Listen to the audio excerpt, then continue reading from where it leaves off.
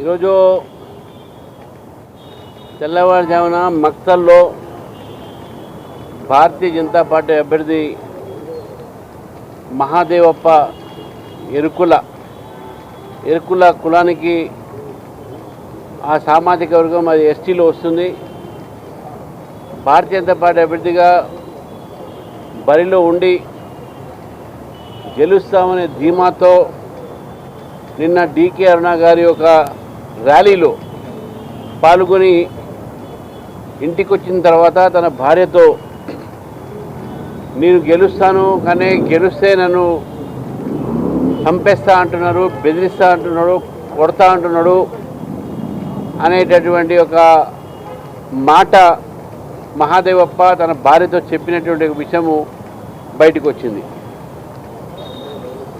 మహాదేవప్ప భార్య పొద్దున 6:30కు ఇటు మీడియాతోని ఇటు డీకే అరుణ గారితో మాట్లాడి నా భర్త తప్పకుండా నేను గెలుస్తా, గెలిచిన తర్వాత నన్ను చంపుతారు అని భయముగా ఉంది, ప్రజలందరూ నాకు ఓటేస్తారు కానీ ఓటేసినట్టు కూడా నేను గెలిచిన తర్వాత నన్ను చంపేస్తా అంటున్నాడు, ఏం చేయాలి నాకు తోచట్లే అని చెప్పి పండుకున్నాడు. ఎర్లీ మార్నింగ్ లేచి అతను సూసైడ్ చేసుకున్నాడు. ఈ విషయము తన భార్య మీడియా ముందు అదేవిధంగా డీకే అరుణ గారు ఎంపీ గారికి చెప్పారు.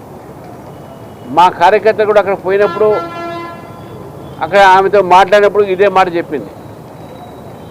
ఈ మాట చెప్పిన తర్వాత మేము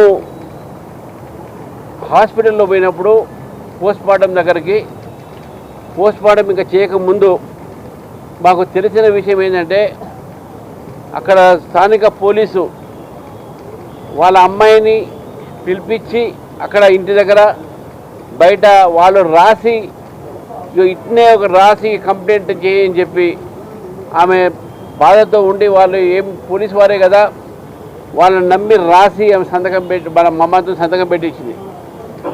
ఈ మాట ఆమె కూడా మీడియా ముందు పోలీసు డిఎస్పీల ముందు చెప్పింది. ఆమె